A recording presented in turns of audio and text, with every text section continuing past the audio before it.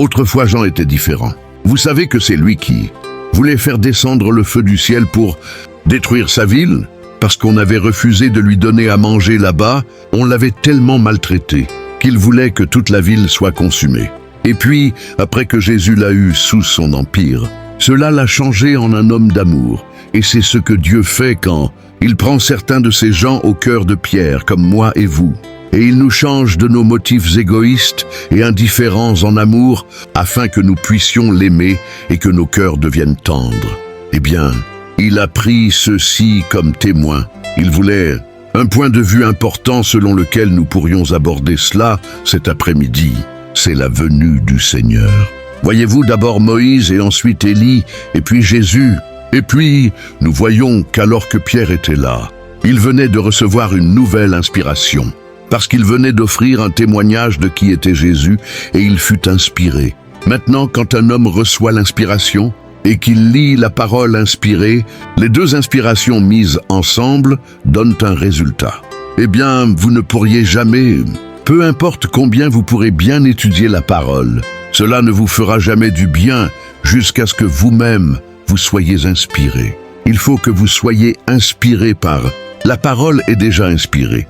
Ce qu'il nous faut donc aujourd'hui, c'est que l'inspiration vienne sur nous, que Dieu descende avec une nouvelle inspiration et souffle sur nous sa puissance, son amour lui-même, afin que cela puisse nous inspirer pour nous vivifier et nous réveiller vis-à-vis de sa parole. Et alors, quand la parole est associée à l'esprit de l'inspiration, alors vous verrez des miracles se produire, des choses arriver, parce que les deux se sont mis ensemble. Et comme frère Joseph vient, je pense, d'imprimer un message que j'ai prêché à Shreveport sur la colombe et l'agneau, beaucoup d'entre vous l'ont lu.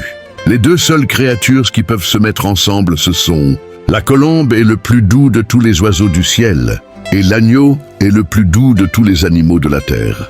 Et la colombe ne peut pas venir demeurer sur un loup. Elle ne peut pas demeurer sur une mauvaise nature, parce que sa nature est différente. Et elle ne peut demeurer que là où il y a la même nature que la sienne. Et c'est pareil cet après-midi. Si notre nature est convertie des choses du monde à la nature du Saint-Esprit, Dieu va prendre position et demeurer sur nous.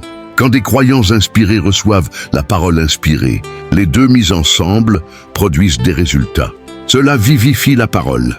L'inspiration qui est dans votre cœur rend vivante la parole, parce que on peut prendre un grain de maïs et le déposer sur le pupitre. Peu importe combien il brille.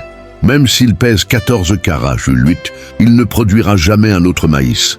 Peu importe combien le pupitre est beau, combien véritable est l'or qui se trouve dessus, ou combien le grain de blé est réellement fécond, le blé doit tomber dans une terre riche et fertile pour produire des résultats. Amen. Oh, j'aime cela.